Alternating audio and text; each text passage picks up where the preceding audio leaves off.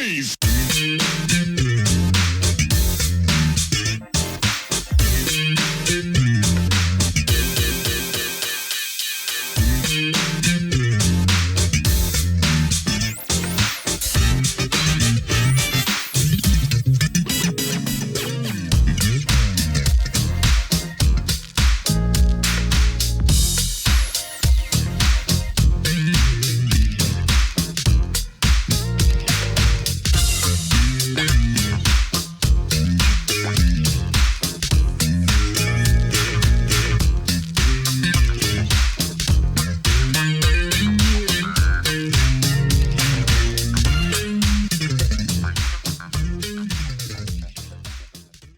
Welcome back to the next part of this Truth and Rhythm episode.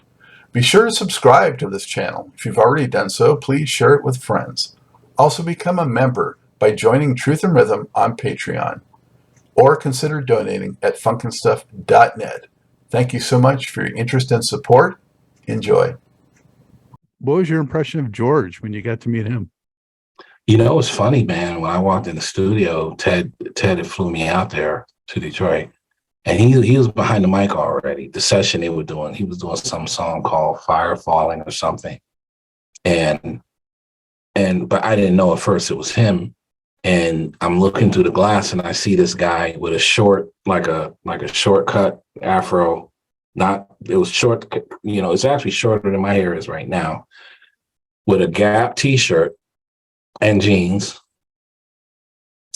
And like a little goatee, and I'm like, so who's this dude? I'm looking at Ted. I'm saying, man, this is hot. This is a bad record, I said, who's this? He said, that's George, man. That's George. I said, George who? He said, that's George Clinton. And I went around to the couch and went up to the front window and I said, holy crap, that's George. Yeah. And then when I went up to the window like that, he saw me and he went, what's up? And so he comes out of the recording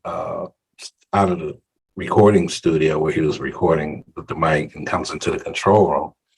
And Ted had already told him about me. So he said, hey man, what's up? What's up? How you doing? He said, hey man, this is Rahni, blah, blah, blah. And he was just the coolest guy, man. It was just like very surreal.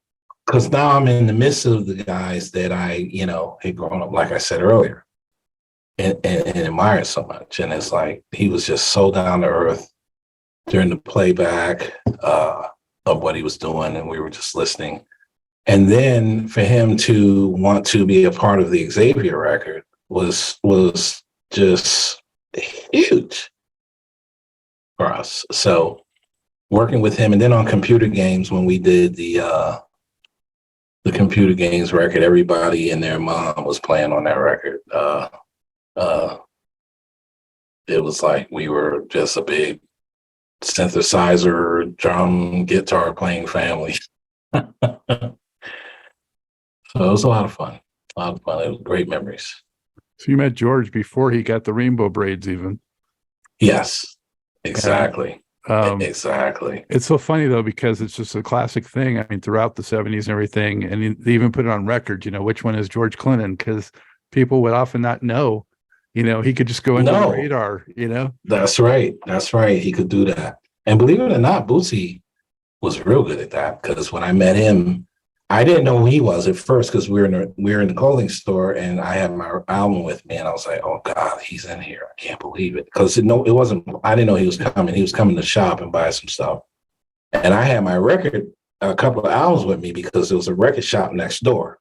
And I was going to go over there and talk to them to see if I can get my records put in their store. So it was kind of weird how it happened. But when he walks in, he has on a brown leather jacket and some dress pants, nice shoes, but what gave it away is when I got closer to him, he had regular eyeglasses, like black frames like this, but they were shaped like stars.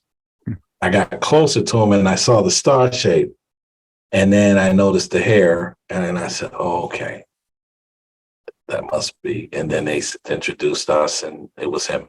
But I didn't recognize him at first, because if he hadn't had those glasses on, I wouldn't have been able to recognize Could you get a sense of like the kind of vibe that George would bring to those records and sessions that you were around? Oh my God. The energy was off the top, off the head creativity. He was that kind of genius. When we did Shinemite on Bootsy's record, George's whole crew was on that record. Everybody was in the studio. And when he did the whole, my shine grows hair on bald heads and puts feeling in peg legs, and the secret to walking on water is knowing what a rock's are, baby, And the stuff that he would and the hooks and the vocal hooks that he would come up with just from the energy of the track, and he would just hear it. He would hear it and know it, and you would think that he had been home planning this for the whole 2 weeks before the session. He was just brilliant. And most of the records he did was like that. Wow. And that's how he worked. You were around when they were working on Atomic Dog? Yes. I was working very closely to, what was his name? David Spradley. I don't know if you know that name. Yeah. He and I teamed up and did a big record. We worked together and co-produced and co-wrote a song called Reaganomics, which ended up being a club dance phenomenon back in the day. I run into people now, and when I play it for them or I tell them I did it, they freak out. It's like, no, you didn't do that record. That record was in the club. That record was hot. So David and I had a little chemistry going with that whole Project Future thing on EMI. And so when we were just always together, we were just always working together. It was like Ted was overseeing the Atomic Dog project, the computer games project. David Spradley, me, hey, come on in the studio. We're going in here to do this. And you just be around and you go in and you just, hey, cut this part and do this and do that. And it's just weird how the community functioned that way. And sometimes there'd be 3 people in the studio, then sometimes there'd be like 15, 20 people in the studio, because it was just a really amazing time. Were you surprised or impressed when Atomic Dog became such a hit? Yes. But in a way, I was, because the record industry, you know how it is when an artist is gone for a while, because George, it had been a minute before George had a hit. And when Atomic Dog came out and he was on Capitol, I said, man, I hope they really do this right, because this record is bringing funk back. And man, when it came out, that was it. I was just really happy to see that happen for him. Not just because we were all involved on the project, just because we just loved George, and we loved what he was doing. We wanted to see him win again and do it again. What was the first record, actually, do you remember, on the radio that you heard that you were involved with? Oh, first record was the Family Love record, the gospel record that I did. So that you heard that on the radio? I heard that. What really bugged me out, I heard it in my hometown, of course, but then when I went into New York, I was hearing it on the gospel stations there and in New Jersey, and it's like, wow, okay, this is really like playing different places, It was an interesting feeling. That was a very inspiring feeling, because I know if I kept working at it, I'd hear a lot of my stuff like that. And since then, I've been on airplanes, walking through airports, malls, and even in foreign countries, and hearing my music playing, music that I produce. So I always go back to that first day that I heard my different drummer record, my Family Love record on the radio. Of course, Atomic Dog went to #1, so you were associated with a #1 hit. Yes, I was. That video got such heavy play also. So yes, exactly. And that was 82, so that was kind of that's right. That's right. It was a great feeling to have those, accolades. You know what I mean? To say I was a part of that. So you were like becoming sort of a golden boy within EMI and through that whole. Kind of, yeah. It could have been, and I think it probably would have taken off even more. But when you're young, you make some decisions that aren't always the best decisions. But I had some people who wanted to get involved with me and manage me before I hooked up with the other management company. And I think if I'd have went the other way, the career would have even got bigger than it did. And I'm not complaining. I had a pretty good run. But yeah, Ted, as long as Ted was in that job, as long as Ted Courier was there at EMI, I was going to work. That's just how it was. I was going to work. And then after he left, thank God for the guys at Hush Productions. They kept me going. There was always something that they kept me involved with. Many times, even if I did the Najee record, I did Melba's music. I did music on Melba. I worked with Ray Goodman and Brown on their big comeback album, Take It to the Limit, which ended up doing very well for them. Many nights I get a call from Zach Vaz, and he would be, I need you down here in the studio in 3 hours. I said, dude, it takes me 2 hours to drive to the city. And he would say, just get down here. So I would get down there, and many of the songs that were singles off of Freddie Jackson's record, and a few people's records, actually, he would call me in to do kind of like remixes and reproduction on some things on those records. And those were big credits, because a lot of those records went #1 too. So it was a nice ride and kept me going. And for those who don't know, Ray Goodman and Brown were the Moments, right? Yes. Yes. Love on a Two-Way Street back in the day.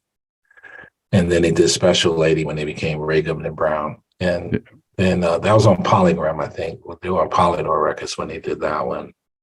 And then they came back, and Hush Productions picked them up and did an amazing job on resurfacing their careers.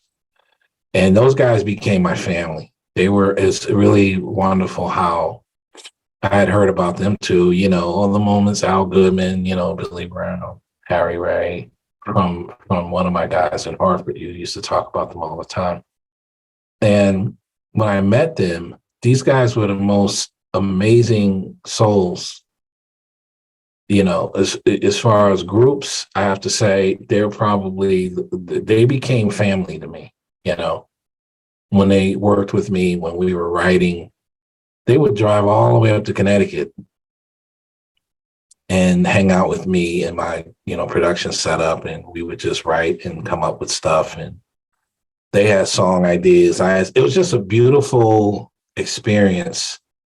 Hear these guys, you're hearing their records when you're in high school, and there again, you never thought, I would have read Who the Moments, man, I would never meet these guys. And then they're all sitting around, my house, and, we're just talking and sharing our stories and looking out for each other, and just a beautiful relationship, man. And I tell you, I miss Al and Harry. I think about them all the time. And Billy and I still talk. Actually, we're still trying to get a record out on Billy now.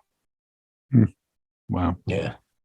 Well, you talked about so many different genres that you crossed, with hardcore funk, with smooth jazz, with, vocal groups and gospel, and, so where does your heart lie in terms of, musical tastes, and, what do you feel equally passionate about them all, or where do you I just feel passionate about music, man.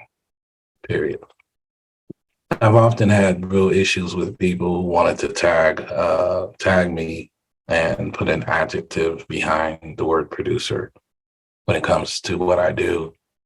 I haven't been fortunate my whole life and career. I have not been fortunate enough to have the right kind of machine behind me to put me in the place where I can do the music I really want to do. I have not done my best music yet. I'll tell you that now. And I got 2 projects that I'm working on now that's going to shock the world, because they're projects that I am not allowing anyone, no record executive, no A&R guy, to tell me what to do. I'm taking the whole Quincy Jones approach, you know, hey man, you don't tell me what to do. I'm the producer. So I'm taking his mantra, and I'm taking that to heart on these projects, and I'm saying I'm making all the calls. Before I leave this world, I want to do projects that reflect the totality of my musicality. Well, how would you describe that? You know, where might it fall in terms of, you know, if someone was to listen to it, what might they think? This one record I'm doing is gonna fall on many different chart years. It's gonna fall on world music. It's gonna fall on pop. It's gonna fall on funk. It's gonna fall on blues, rock. It's gonna fall on tradition, not so much traditional gospel, but the worship genre. This one album. And even a jazz ear, a song that we have that's doing that. It's kind of like, I don't know if you heard the song that Arif Martin did with Nora Jones. They did a song called beautiful jazz, traditional piano upright, just beautiful jazz tune. We even have a song like that on this record. This record is going to hit everybody. And guess what? The way we did it is going to be so seamless. People will say, well, it's on the same album, but it sounds like it belongs on the same album. Mm-hmm. And that's usually hard to do. But we've mastered that. So, and that's because I don't have any chefs in the kitchen with me telling me what to do. When might we? Which is what I've had most of my career. When might we get to hear some of that? I hope and pray that before this year is out, we'll be able to start exposing that to the public. And you will be one of the first to know. Arif Martin, though, another guy, producer, like some of those you were talking about. Yeah. Did you ever get to meet Quincy or yes. Tom Bell, or yes. who, rest in peace now? But yeah, I met. Let me say that my heart still breaks that I didn't meet Tom, or physically meet Tom, or Gene Page, and I still lament over that. Okay, even though I speak to Gene's children, you know, because of something that we were trying to get done for Gene. But Quincy, Dayton played at the Michigan State Fair back in 81, something like that. I forgot what year, 82. And he was doing the Tour 2, the tour for the Dude album. And we were invited to open the show. And we all pretty much were just kind of congregating, you know, back behind the stage and being a part of the whole Quincy production and everything. And he took a liking to my oldest son, who was at the time, he was only like 4 years old. And he grabs him and he says, "Hey, little fella," you know. And so he said, "This your son?" I said, "Yeah, you know." He said, "Who you here?" I said, "Yeah, I'm with the group Dayton." He said, "Oh man, fantastic record, man, fantastic record." He said, "That's why we enjoy having you guys out here with us, and this is great, you know." And he grabs my son and he says, this is a cute little guy. And so Quincy's son, who was 13, 12, I don't know how old he was at the time. He was a young kid, but older than my son, asked me, he says, does he play video? My son loved arcade. He was about 5 years old. He used to love the arcade. Just loved the arcade. So Quincy's son told me, he said, "Well, I could take him over here, man. It's this big arcade. Everybody's over there playing." He said, "If you don't mind." And everybody was heading that way. And he took my son. And when they came back, we did a group picture before the show. And Quincy says to me, he says, where's your kid? Where's your kid?" I said, "Right." He grabs him and he puts him up on his shoulders. And we take this picture with James Ingram, Patty Austin, Ernie Watts, everybody in the band there, and some of the group members from Dayton. Unfortunately, the camera that took the picture was from one of the group members in Dayton. And we said, you got to give us that picture when you get it developed. And I hadn't seen it since. But it's a memory that my youngest son to this day still remembers. And well, it's great that he remembers, because sometimes he does. 5 is right around the border of remembering stuff. Yeah. Oh, he remembers. He remembers what I got him for his birthday when he was 4. So, he's a brilliant kid, though. But it was just a beautiful moment. And then I had a chance to be a part of the Grammy Legends Award TV show that honored Quincy that year with the Grammy Legend Award in New York with Billy Joel and Johnny Cash. And I was working the talent that year. So I was kind of coordinating the talent and things of that nature. And then we hooked up, and I saw him. He was talking to a few people, and then we talked, and I told him about the Michigan State Fair, and he started cracking up because it started raining when Dayton started singing Hot Fun in the summertime. Oh, wow. And then when we started singing it at the Michigan State Fair, this was when he was promoting the dude, the rain just came down, and we're up there. And Greg Fillinganes, his keyboard player, said, yeah, man, they're up there singing Hot Fun in the summertime, it's pouring down rain. And Quincy remembered that. He says, man, we got so much rain. He said, my God, it stopped after we got done. It stopped enough for Quincy to perform, but we had a good laugh about that. Wow. But I always wanted to say to him, hey, man, let me shadow you. Let me get an internship. But, he was so bigger than life. It's like I just couldn't push on him like that. But it was great that he remembered and, complimented the music that I had done for Dayton, which was good enough for me at the time. Yeah. That's like the Bootsy thing, or years later, reconnect. Yeah. Yeah. Yeah. Yeah. Wow. Exactly. And them remembering, that makes it extra cool. Exactly. How many tours, what's the extent of your, live performing experience? Not much. I performed with Dayton during I think 1985. I did some live shows with them. I did about 4 with them, and that was it. It just wasn't me, man. I just wasn't into it. It just wasn't into the live thing and what goes along with it and all the rigmarole and everything. I just like, hey, get me a studio, get me some musicians, and give me a check, and let's roll. With all the genres you dipped into, did you ever do anything related to hip hop?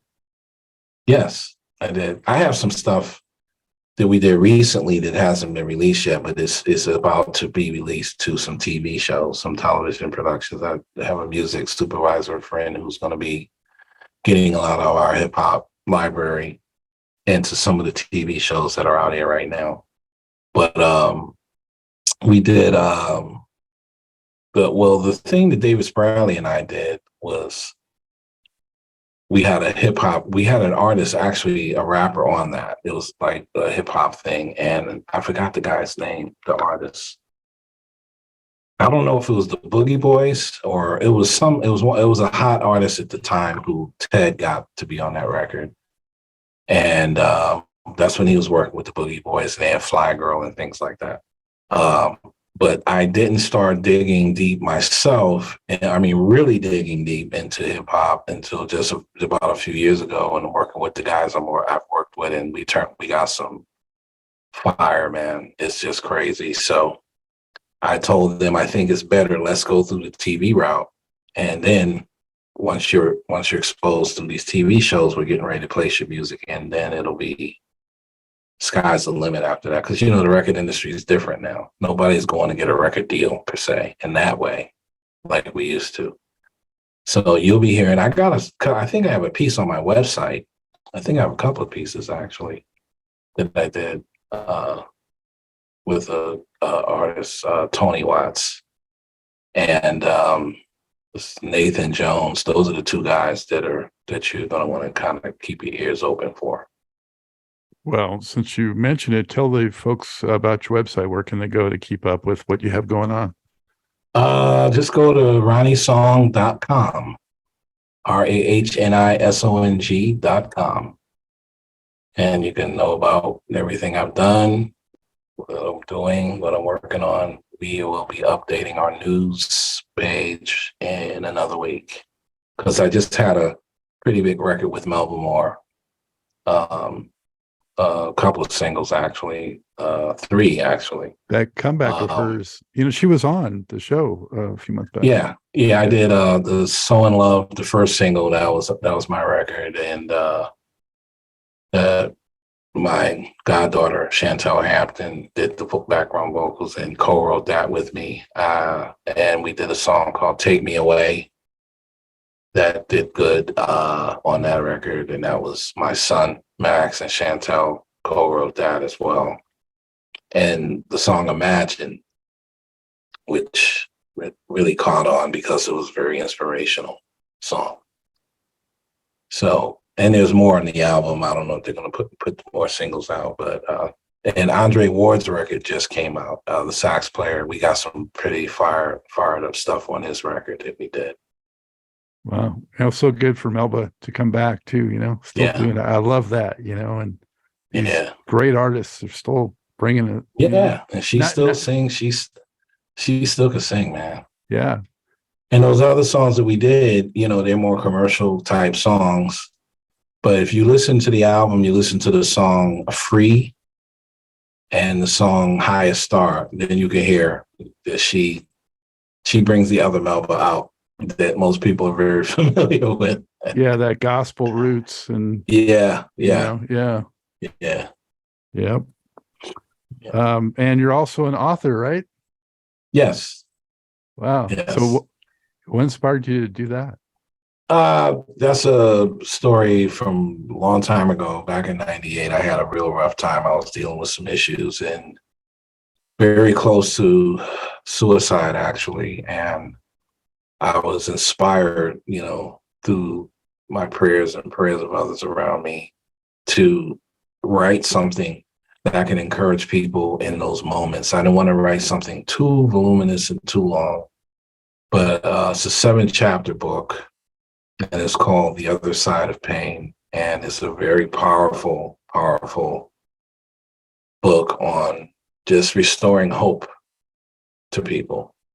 And we've gotten a lot of serious reports from people saying that it totally changed the direction of their life, which is basically the main thing that I want to hear anyway, as a result of that, because that's why we wrote it. What year did that come out? That was, 16, 4 years, 2017, I think it was. Well, it's phenomenal, though. I really respect that, Rahni, because I've had depression in the family and things like that. So I understand. Yeah. It's a good book. And it reaches everybody. It's a very good book. Kudos to you for that. Thank you. Thank you. So I like to ask guests on the show, if you could only have 5 albums to listen to for eternity, let's say, what 5 would they be? And they can't be any that you were a part of. Hot City by Gene Page. He did that with the Love Unlimited Orchestra and all these other fine musicians. I would say the Spinners, the stuff they did, I would have to pick probably the Mighty Love album. Even though I would say let's put all their albums into one, that would count as one. So you said 5 only. So I would say the Mighty Love album, the I Am album by Earth, Wind and Fire.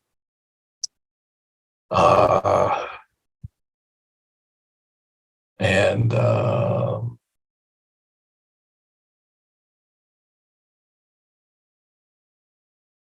there's this one album, it's a gospel album actually, by a guy named Henry Jackson.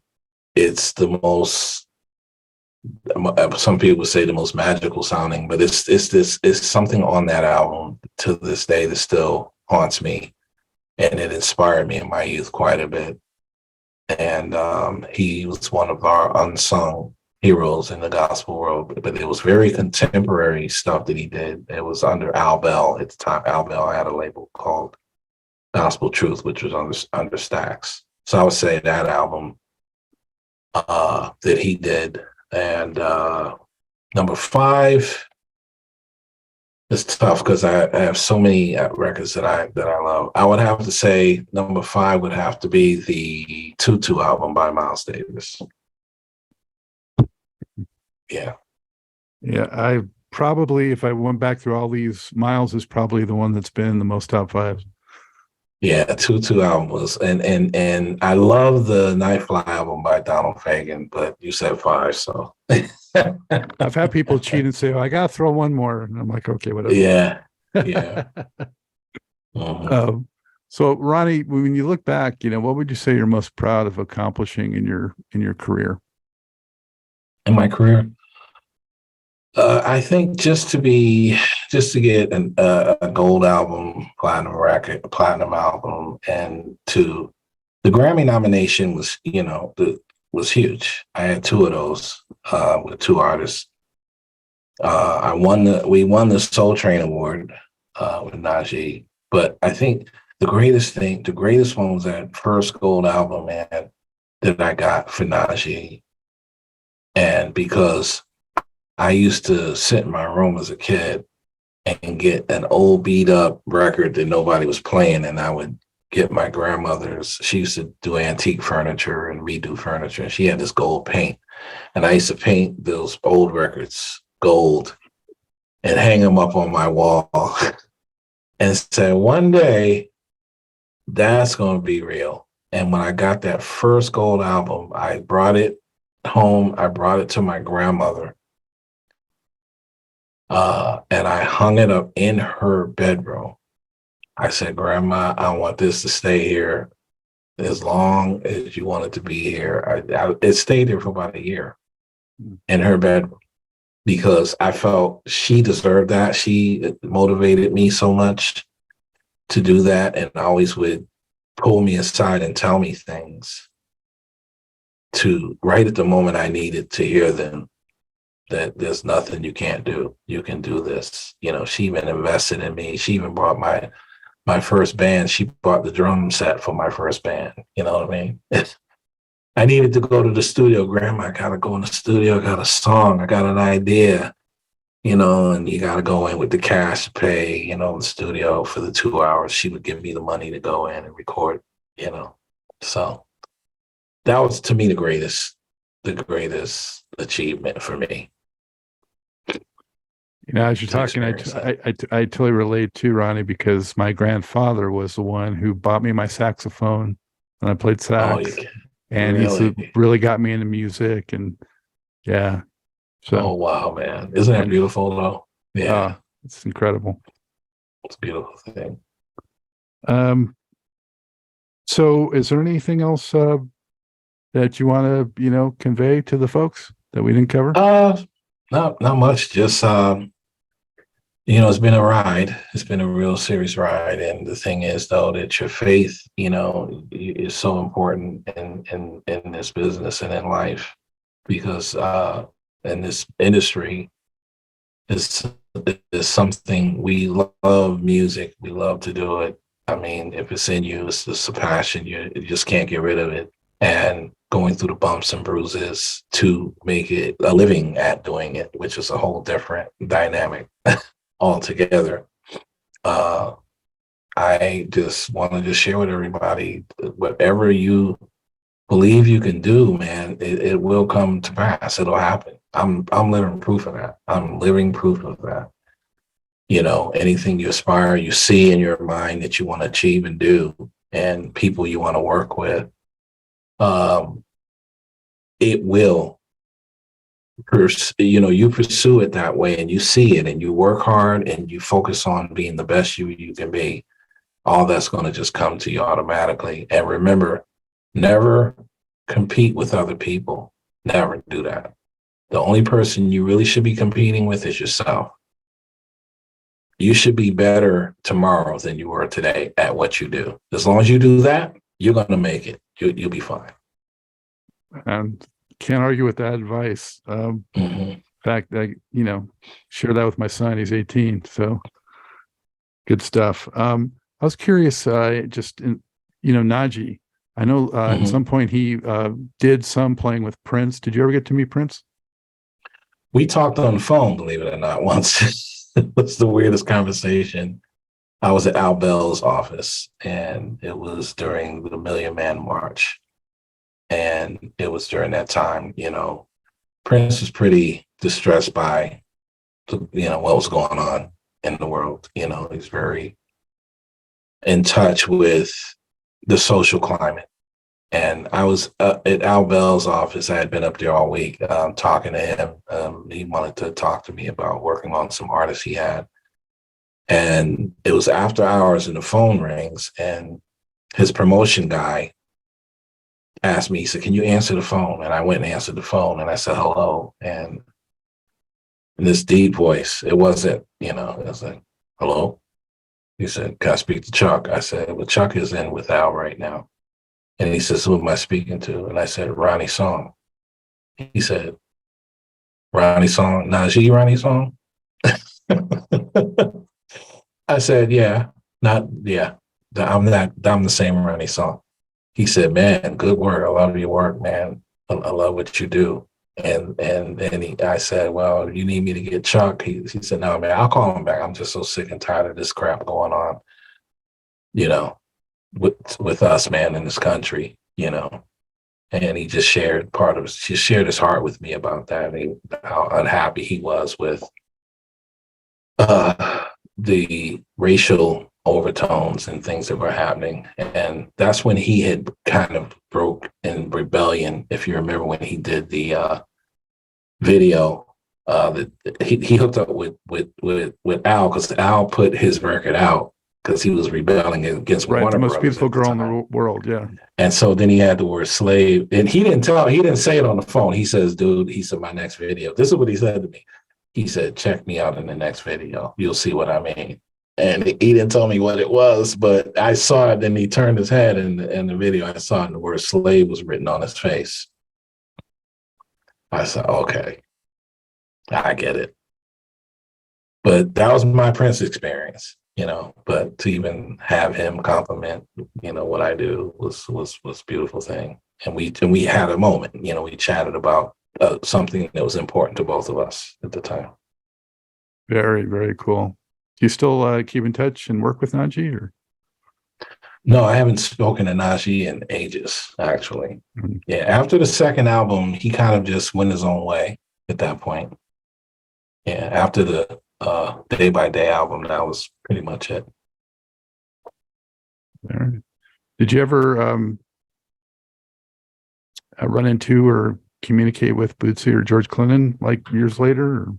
Yeah, I had my album that I had out called Breaking the Rules. I had a song on there called Funkylicious. It's Funkylicious Baby. And it was a tribute to Bootsy and George. So I get on the email, and I sent Bootsy an email. I said, "Hey, man, I'm doing this tribute to you and George, and I want you to approve it before I put it on the record." Right? This was in 2011, 2012. And I sent him the song, and a day goes by, 2 days goes by, because I know he's busy. And then the third day I checked my email, and then he had all caps, "I like it," and then ... "I like it a lot," with a laughy face, So I said, "Okay, I got the thumbs up from Bootsy on the song." And people started playing it on the radio quite a bit. It's Funkylicious Baby, but it's them. I even imitate them because I was around them so much, So I imitate them in the record. And then I even talk about the time we were in Detroit I had George he said, "Hey, Rahni, remember that time we was in Detroit? You know, I'm doing all these crazy voices and stuff. It was so much fun. You gotta check it out. That's cool. Great record. I think I may have heard it. Sounds familiar, but I'm gonna definitely go back and dig in and check it out again. Funkylicious Baby. Yeah, that record is nothing but pure down home funk, man. From what I learned being around those guys, it was a tribute to both of them. That's my tribute to them. That's fantastic that you did that too. You know, went back and gave them that tribute. Yes. Yeah. Well, Rahni, thank you so much for sharing the stories and the story of your life and bringing all the music to us over the years. Thank you. Thank you. And there's more to come. There's a lot more coming. I'm going to make sure I keep you posted. Yeah. Please do. Sure. And good health, you know, stay nourished. Likewise. Likewise. Exactly. Get some rest. You know, people like us in this industry, that's something we got to learn how to do more of. Yeah. Just get some sleep. Like, I hope you enjoyed this episode of Truth in Rhythm. A big thank you goes out to our guest as well as to you, the viewer and listener. Also, much gratitude to Pleasure for supplying the show's funky opening and closing music. As a reminder, you can always access the complete list of linked shows by episode at funkandstuff.net.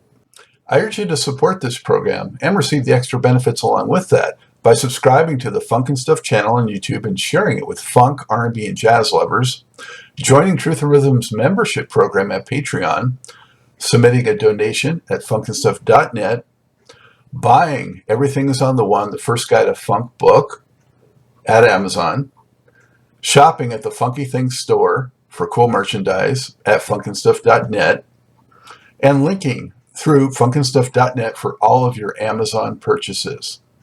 In addition, if you're an artist or anyone seeking proven, results-oriented professional marketing, PR, writing, or editing consultation or production, check out the media services section at funkandstuff.net. Also, I encourage you to drop me a line at scottg@funkandstuff.net. I love the feedback, suggestions, guest requests, appearance and sponsorship inquiries, and just talking about my favorite subject, groove-based music. For now, and as always, this is Scott Dr. GX Goldfine saying, keep on vibing to the rhythm of the one.